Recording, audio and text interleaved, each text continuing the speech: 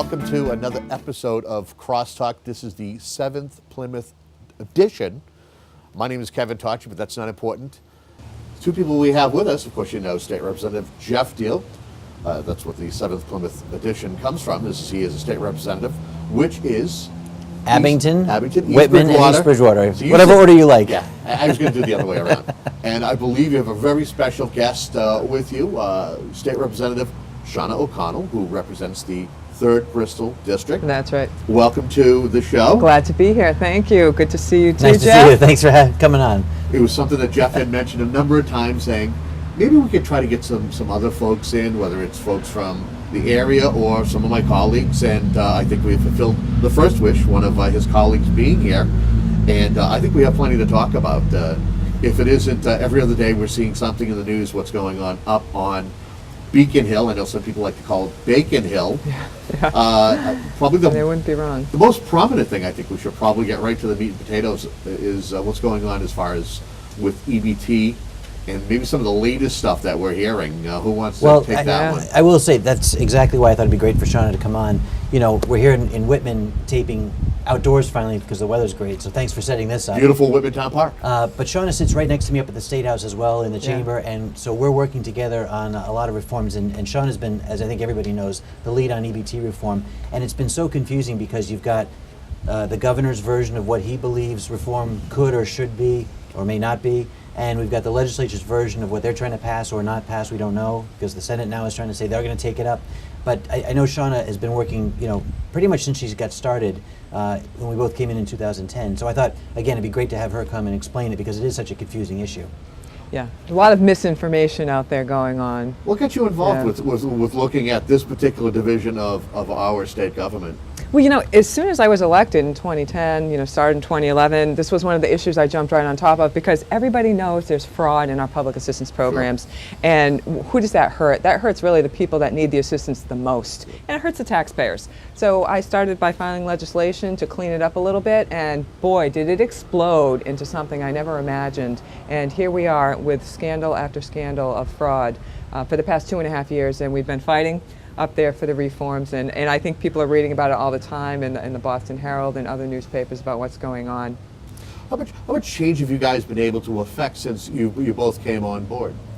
Well, it all started with our first bill. It was to prohibit EBT funds for the use of alcohol, tobacco, and lottery tickets. Oh, that's a fun one right there. Yeah, and that was our first step. And she had a study commission that had to go through how they would enact that, and ultimately they did enact those reforms, you know, to some degree. I think obviously it could have been maybe better. Yeah. The other thing that I know that's been put forth is putting photos on EBT cards to try to create you know, more integrity with the system, and I know that they're actually looking at getting that done as well in the next few Well, that's months. something that Republicans have been fighting for many years, and finally, I think through uncovering all these scandals, we have forced the majority party to say, we better do something, and that's what they chose, is the photos on the cards, and I think that's a good first step. We should be doing the photos on the cards, but let's not be fooled. That is not the reforms we need.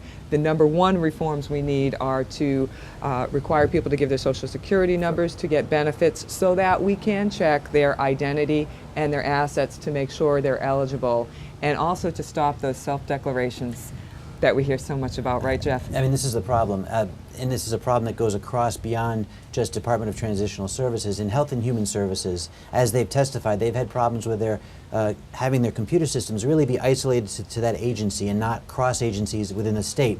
And so what happens is people are going into different agencies with different information, and they can't verify whether you should receive benefits or not. That's why, you know, when the terrorists were able to get benefits, it's because they weren't able to see that they were on a federal watch list because they had been flying overseas. And so anyway, the point is, we needed to have a better job in our state of getting those platforms working together.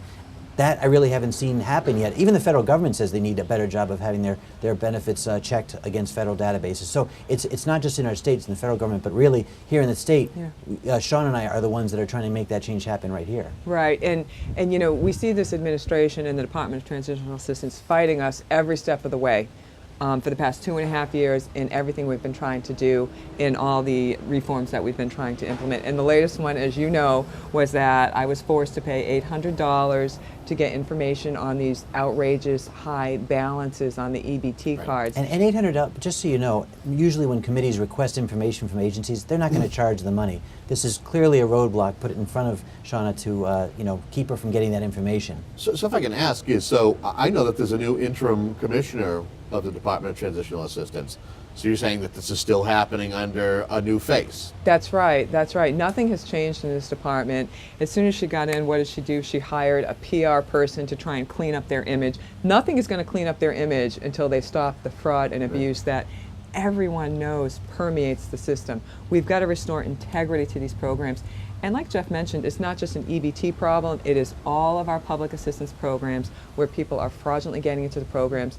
And the self-declarations are a huge problem, because what happens is someone can come into the office, write on a piece of paper, I live at this address, I pay this much for rent, and that's their verification of residency. There's no further check on it. We cannot be doing those kinds of things. And this kind of goes along with, if I can digress for half a second, I mean, another problem that we were seeing was people losing the EBT cards. And Yes. wasn't there a problem with over-issuing? I mean, how many times do you Right. lose a credit card or your driver's Exactly, license? or your license, and that came out in the auditor's report, recent report, bump. and there was about 360,000 cards reissued in 1 year, and that's almost half the cards that are out there. In one case, 125 times, I believe. And it's not just Right. the auditor. There's no fraud there. The Inspector General also went in and did an investigation on DTA and found similar findings of waste. So it's not just one police agency that's trying to see this if there's fraud going on. There's two that have verified it. But just to be fair, that was preceding the current interim commissioner. Who knows what'll happen Oh, right. on her It's particular watch. been- Just yeah. to make sure we're fair and square with everybody. Sure, it's been We'll an hit them- ongoing problem for we'll hit many them- years. We'll hit them when we find that they have done something or But- they're not doing what they're supposed to. But we are finding now high balances. That the next thing we're finding is there's excessive balances on some of these cards. $12,000, $10,000, and it's not just a couple, it's many. There were 1,800 people with balances over $1,500 How's that for an possible? ongoing period of time. Well, that's the question. How is that possible? And if people, this is transitional assistance, it's supplemental income, and if people aren't spending it, that indicates to me that they don't need it. And we should be checking these things. And up until about 3 or 4 years ago, balances were checked on a regular basis to make sure that they weren't getting too high, and the money was reverted back to the state, or the cards were shut off. I know one scam I've heard is that people generate a high balance to potentially sell the card to somebody else. Then when they sell the card, they call in immediately right afterwards to say that the card was lost or stolen, and then they end up being able to get a new card with that original balance, and the person who bought the card for whatever they spent ends up having a card worth nothing. So it's actually sort of preying on other people as well, beyond just abusing the system. Yeah, so the scammers not only scam the system, but other poor people as well. It's Right. just too bad. Has there been any response from the PR firm who was working for DTA? Have we heard a reason as to why we're having these high balances? The only Sure. thing I've heard that maybe has any legitimate claim is if people are in the hospital potentially and don't use it for a month or two. But what we're saying is there should be also a check. There should be checks where if you're in the hospital, you're receiving food and you're getting care taken of you. So theoretically, you should have a suspension temporarily while you're in the Right. hospital. But there were so many high balances, and the average monthly benefit is $230. So it would take a long time to accumulate Right. $5,000. Right. So are these people in a coma? Right. What's going on there? Didn't think of that. Yeah. I mean, it's an excuse. It's not a reason. It's an excuse, and it's a cover-up. And a roadblock And for really trying to figure out what we need to that's do right. to fix Let's things. figure it out. Let's not try and throw something and see what sticks against the wall. I mean, I think the question needs to be, I alerted the Department of Transitional Assistance in January of these high balances and this problem. Why didn't, at that time, they do their own investigation, come out to the public, say, we have found all these high balances, this is the reason we think it's happening, this is what we're doing to fix it. Rather, they stonewalled me for 6 months and tried to avoid giving me the information and giving the public the information, and then charged me $800 for it. Then once they got it, they sat on it for weeks and did their own analysis so they could get out ahead of the game. Right. Right. So do you kind of feel that a lot of this is coming back on probably the Democratic Party? Is it coming back to the governor? Who do you feel this It should ultimately be. comes back to? You know, the governor is the head of the administration. He runs things. It's his commissioners, it's his agency heads. He heads. sets the tone. And, you know, he said last year that he would not even implement the reforms that we did. So, Yeah. you know, he said he was not going to enforce our reforms last year. So that's the kind of sense we get from the governor. I want to further digress. I know that there was conversation about putting the photos on EBT cards, and there was resistance from the Democratic Party, but then out of nowhere, the leadership goes, "I've got an idea. Let's put a picture on the cards." All of a sudden, out of Yeah. nowhere. How do you guys feel about Let's that? be clear, it wasn't his idea, because it has been a Republican initiative Right, for many years. And that's what I'm saying yeah. is Right. it the Republicans brought it out, Yeah. but yet you have the leadership all of a sudden out of nowhere. It's a result of all these scandals and of the IG report and the auditor report coming out, detailing over the IG's report, Inspector General's report, detailed over $25 million and that's just, you know, the low number in fraud in this program. So, you know, everything that we've been doing for the past 2.5 years has pushed all of these reforms and pushed them against the wall to say, yes, we're going to do reforms. And I got to tell you, though, I'm very glad to see that the Speaker is behind the photo ID. I think that's a great thing, and I do commend him for going that far. I will put it this way, too. I think when push comes to shove and your back's against the wall, when it comes to the fact that we're losing money on a major scale, and it's not just that money that's lost. We also, the federal government has the SNAP programs. That we were not overseeing SNAP correctly and ended up having to pay the federal government back $23 million there. Okay. Yeah, $27 million. Oh, sorry, yeah. $27 million because we had to remediate the situation as well. So the point was we were losing money there. I think they finally said, oh my gosh, we're losing money everywhere here because we're getting caught with not having the best system that we need in place. Right. So I think in some cases money too is sort of forcing their hand, but the truth really is, Shaunna, I get to watch it firsthand, goes down, speaks at the well of the House about this stuff, and you can't ignore it when she's doing the homework and then making people aware of it. And I think they finally realized that it's not going to go away. We are going to make sure this gets cleaned up because it's about the integrity of the system. The benefits should be there for the people who need them. And that's the problem. Same thing with housing. I'm a ranking member on the Housing Committee, and I filed an amendment that said we need Social Security numbers for people for housing because we had people jumping over the line over veterans, homeless people, families that all of a sudden needed emergency housing. We had people jumping over the line who didn't even have Social Security numbers because it's the same self-declaration saying I am a citizen. But we know that they're not verifying that truly that they're a citizen. So this EBT actually could be just the tip of the iceberg on a lot of other services like housing. And really the big thing is mass health. I mean, getting the coverage for health care. People flying in, having children in the hospitals, getting a Social Security number, and then flying into the country, and then leaving, and then leaving. Okay, but then being able to come back and get benefits and housing and Jim Lyons from North Andover has been doing a lot of work on the fraud on the health Department and of Human Public Services Health as far as that, right? Yeah. Yep. So he's got a lot of good numbers on that, and I think he actually forced the governor to give out the numbers on how many people we provide health care for or what number. That are not documented. Right, that are undocumented, and the number was came up to $275 million. Right. So we're $250 million at least annually we're losing on that. But and I'm sorry, and the only thing this results on is the fact that we're going to have higher taxes because of all this. I mean, that's really where this leads, right? Yeah. We definitely will. Two more points I want to ask, and that is the vendors who are allowed to cash these EBT cards. What about them? What do you feel is being done about that? The other thing is multiple users on an EBT card. Do you have the whole family, all their pictures, like mugshots, all the way down the line on the card? Yeah, No it's a good question. But I mean, on the back of those cars where they got the stickers of all your kids. Yeah, on I mean, would you rather have multiple people from a family using it, or just one specific, or two being able to use it? To answer your first question, there are fines for retailers. However, there's not a lot of enforcement going on. But a Bureau of Program Integrity was created, and this was an amendment that I filed back in February because more fraud scandals came out, and I said, look, we need to move the fraud unit out of DTA and put it over in the Inspector They were General's sort of policing office. themselves, and we said, Right. and Shaunna said, let's have an agency that actually polices you. And not just the auditor and the IG. They've got a lot of other things to do. Something that's dedicated solely to looking at this. Yeah, so of course they rejected my amendment at the time, but then a few months later Adopted it in a as supplemental their own, budget, right. and that's fine. At least it's getting done, that the right? At least it's getting done, and I'm glad that it is. But so that's being created. So hopefully there will be more oversight, and hopefully it's not just another bureaucracy to watch over a bureaucracy that's not doing their job, and it goes on and on. So to answer your first question, there are fines and stuff like that. Okay. And the other thing too they need to do at the retailer end, I think, is provide more signage about what is acceptable use, what certain things can be bought with them. So that's just something that needs to roll out as well, but it's being worked on right now. And I think the second thing you were talking about, what was Kevin? So the second one was about was about people putting apart. pictures on. Right. and all the family members, right?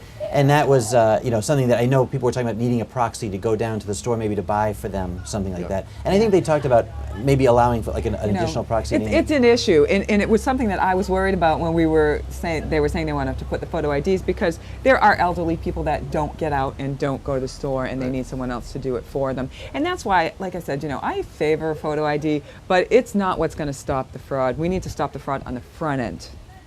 And that's not happening right now. Registration We plan. had all these, we debated all these issues in April, all these reforms were put into the supplemental budget a month ago, and they mysteriously disappeared out of everything, and now the taxpayers are being told, in October we'll take this up. The Senate will now take the lead on this. Yeah. Yes, so it's another, wait, taxpayers, while your money flies out the window. Hundreds of thousands, tens of thousands. And now we're going to raise taxes. Tens of millions of dollars. Talk about Yeah. the budget for fiscal year 2014, which I don't believe has been signed into law yet. We're still playing Yeah. around with that. Yeah. And there's There it also is. a pending transportation bill that seems to be in the works still as well. Well, transportation, what they do is they put the tax increase in the transportation bill. So and, it's basically a tax bill. and until that passes, we can't really pass the budget on what it's going to be. But the budget itself is about $34 billion. I'm just rounding here. And just so you know, as far as growth, I think I've mentioned this in the past, over the last 20 years, it's grown about $1 billion a year, maybe a little bit more this year, actually, for the last 20 years. So it was $13 billion in '93. It's now 33 billion a year ago, but it's jumped up to 34 billion and change now. So it's actually a lot higher because, again, there was a lot, this transportation tax bill is going to create a lot more spending because they're trying to fix the transportation system, which I agree. We do have some problems with our Well, transportation. do we fear that the governor's going to try to sneak in? Because I know he wants to put something. The South Coast Rail is one of his pet things before he exits into Yeah. the sunset. Do we fear that any of that money, or that he's trying to siphon money or put money towards that particular project at all? There wasn't a lot of language about South Coast Rail in that transportation I budget. think they saw that they stripped it out for this year. Doesn't mean it's not going to come back next Yeah. year when this money's still in place, because what they talked about, first of all, was a half $500 million increase, $500 million. Then what we found out was that this computer services tax, this new tax they want to put in, potentially actually has the room to grow from what they estimated about 160 million to closer to 500 million. So they think this thing is actually maybe on par with more of an $800 million increase. And the governor rejected that, sent it back, and is now giving us an amendment to the budget that he wants for even more money. He originally asked for $1.9 billion. So the legislature thankfully said no on that, but really it keeps creeping up back Right. towards $1 billion here. But let's talk about why is our transportation system so expensive. And Pioneer Institute just came out with a study telling us how much more we pay than other comparable transit systems for our maintenance, for our benefits, and it was an outrageous amount of money. And we didn't even know on as far as pension what that pension costs were, because it was one of the few pensions not available online, and it was prevented to be legislatively. But we finally passed a pension reform to make that visible, MBTA pensions. That's right, and that's another thing that we, as Republicans, we had to fight for that. I filed that one as soon as I got to the House. I filed that one because I knew it was an issue, and it was rejected, ruled out of order. But finally, this year, I fought for it again in the House. The Senate ended up passing it. So the House was kind of like, well, I guess we'll have to do it too. And they actually fixed up the language, and they did make it a better amendment, which Right. I was glad to see. Right. And it finally passed, so now people are going to be able to see what is in that pension system that has been secret for so many years. Because we're funding this failing agency, we should be seeing what kind of pensions they're paying out. Are they paying out any Billy Bulger type $300,000 a year pensions? Well, see, my biggest problem is I believe a couple of years ago, wasn't there transportation reform where you tried to take all of the transportation agencies in the state and put them all under one umbrella, but one of them didn't get put in for a specific reason.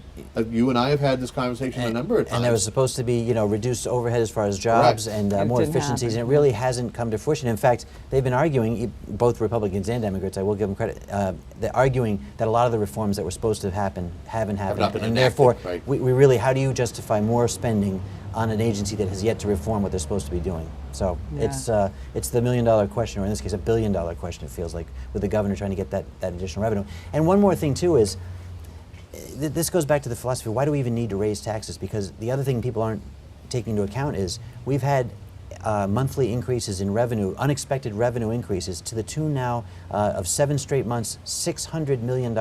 So theoretically, we didn't even have to raise taxes at all this year, because we're on track to have $600 million more this year. Next year, potentially, looks like $800 million more. So again, there may not have even been the need to raise these taxes. That just becomes free money for the governor to play with next year, and who knows where that's going to be spent. But does that money go into the rainy day fund, or does that Some go of it into will. or does it go into a sub budget to fund something else? Well, it does go into the rainy day Small fund. portion goes, yeah. But the rainy day fund is there for them to use. At the beginning of this Get year, right in into it. January, they took $550 million out of rainy day just to kind of spend immediately once the legislature got back into session. So the fact of the matter is, it's really just like a piggy bank that they keep breaking open over and over again. Right. I mean, the more money you give, the more money they're going to spend. And these surpluses, these tax surpluses that we are seeing, some will go into the rainy day fund. Much of it will go into more supplemental budgets, because it just seems as soon as we find out there's an extra dime to spend, boom, a already supplemental planned for. budget Wait, that's comes not out. allocated to something? We've got something else we need to pay for. Yeah. Well, I know you're both big on local aid. How do you feel that this budget, or the past budgets, or the governor's spending ways, is hurting local aid? Well, we have always fought for more local aid, and this year we did get more local aid, but not enough. It was the first time we've had an official increase in local aid. I mean, our first year of serving, we had to actually take money that was unspent by agencies and use that. It was called reversions to balance the local aid cut that the governor had made. Right. So we were like Yeah. scrapping for nickels And- just to get the towns back to whole, not even give them the increase they need, because everything goes up, as you all every year. And that was another initiative that Republicans have long fought for, to give that money back to our cities and towns. That's their lifeline. If we have money, we should be giving it back to local aid, back to our cities and towns. We are true fighters for our cities and towns in that way. And it was always rejected as an amendment, as something, but it finally did pass a couple years ago, and Yeah. we got it done. And we're talking Chapter 70 money for schools, Chapter 90 money for roads and repairs and stuff like that. Anything else? Yeah, well, the Chapter 90 Well- money was an interesting case, because the legislature actually allocated this time $300 million, which is $100 million more than they had allocated in the past. The governor, however, said is playing some games, because until he gets the tax increase he wants, he's only allocated half of that, $150 million, to be spent for Chapter 90, which is, by the way, funds that fix up our roadways. The best time to use that is in the spring and summer. He didn't release the money on time, and he still only released half of it. So really, the road projects that need to make our transportation better haven't even got the funds, because he's held it up for political reasons. Wow. Yeah. Definitely interesting how government works. Probably the other thing we should probably mention, talk to us about, we got a gas tax that there could be looming, cigarette tax, as though cigarettes aren't already $8 or $9 a pack. I don't smoke personally, it doesn't bother me, but I know maybe some folks who do, it might bother them. The taxes that are being passed, which we both voted against, actually all the Republicans voted against this tax package. We do not need a tax increase right now. We need better management in this state. But the taxes, the gas tax, the cigarette tax, energy tax, tax on computer software services. Right, which they can't even define, by the way, which is an whole other story. But the other three ones, the gas, the cigarettes, and the utility, Yep. it hurts every working family out there. It hurts the poorest people, the middle class people, and those that are out there working 2 jobs just to support their family. And everything goes up when gas tax goes up. Even worse with the gas taxes, they made it tied to inflation, so they never have to vote on this again. Once they did this time, they've now made it so that if the gas prices increase or inflation increases, the gas tax automatically goes up. So they never have to be on record for another vote to increase taxes on gas. And by the way, inflation is expected to increase. I mean, we still see the Fed pumping a lot of money into the economy right now to try to prop things up. Right. But once that stimulus stops, that sort of spending stimulus stops, you're going to see inflation go pretty quickly, and at that point gas is going to raise really quickly, and that's really going to hurt people trying to drive their kids to and from school or wherever they've got to go. Yeah.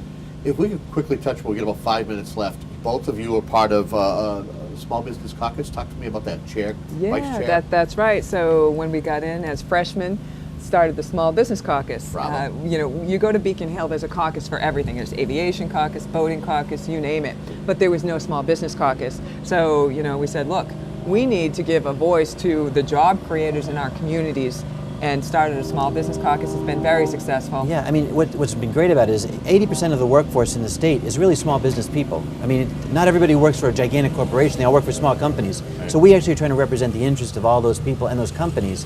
And NFIB, National Federation of Independent Businesses, they've been able to help bring some speakers to some of the events that we've hosted up at the State House to talk about the issues that impact small business, like healthcare coverage and what the Affordable Care Act is going to do to it. Yep. So really it's been a great new resource for us to give other legislators information about why we need to be very careful when we impact businesses in this state, as far as new taxes on businesses like the software service tax, or anything that we do as far as restrictions on the way, let's put it small restaurants, for example. Yeah. Yeah. The meals tax, we talk about the impact on that. So we're trying to be an advocate for what's going to help small businesses in our communities. Right, and we're glad to have different guests in. Dave Andelman from the Restaurant and Business Bravo. Alliance. Phantom Gourmet, right? Yeah, Yep. the Phantom Gourmet. I'm sure everybody knows that CEO, show. yep. Love that. He came in and talked to us about what is hurting that industry. So it's really an education of the members, and a lot of people come to the caucus meetings. It's very well attended by both sides of the aisle, and that's a great thing, because that way we can work to get some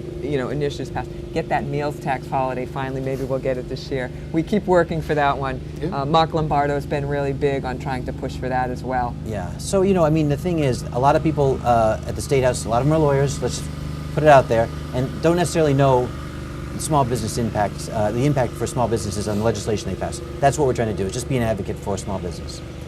Anything you want to each share about your individual districts that's going on that you're going to be busy with? Let's hear about Whitman, Abington. Well, East Bridgewater. the good news is it's summertime in the 7th Plymouth District. So Abington, Whitman, even East Bridgewater have outdoor concerts, fun days, things like that. So my trademark has been to go around in the summers and give out lollipops with the kids. And nice. What's nice is it gives people a chance to come, just talk to me about what their issues are, and shoot the breeze. And so that's this summer for me. Oh, and at the same time, I'm sorry, I should say, my housing committee is actually on, we're doing hearings across the state because there is a bill out there. The governor wants to consolidate housing authorities, 242 housing authorities, into 6 regions, have six areas of control for it, take away the local authority. I'm against that for my towns, and I think a lot of people are. Totally against that. Yeah, and so what we're doing is having hearings around the state to see what the impact would be. I was just in Watertown the other day and anticipate going to Springfield next week. So I've got legislative stuff going on as well. Well, you will find me around Taunton door knocking all summer long. I love to do that, love to go out, talk to the people, go to the neighborhoods. It is so much fun, and hold regular office hours throughout the summer as well, something I always do, and we always get a lot of people coming in asking for help. And there's so many fun things to do in Taunton. I'm a new Elk member, and we'll be participating in a lot of their events this summer as well. Yeah, they do a lot for our veterans, for scholarships for kids. It's a wonderful organization. Yeah, and we both have kids, so I know the other thing too is you're running around as a parent, getting them out to summer activities too. That's another hey, thing. I hope to get to the beach once or twice. That's too. right. There you go. If folks have any questions, if they have any concerns about what they see, what's going on up on Beacon Hill, what's the best thing that they should do? Well, I know they can always call me. I like to say my website's www.geoffdiehl.com. They can go there to either send me an email or look at what I've been doing, look for press clippings. But my phone number's there for the State House, but I can give it to you now too. It's 617-722-2810. You can call that. I will help you with any issues you have or answer any questions you have. And Shaunna? My website is ShaunnaO'Connell.com, and you can go on there. You can sign up for my newsletter under the volunteer tab. You can get my phone number. You can email me as well, and all the information's right there for you. I'd love to hear from you. Representative, thank you for joining us. Thank you, Kevin. Another great 7th Plymouth edition So of glad we had a CrossTalk. special guest. Until next time, have a great day.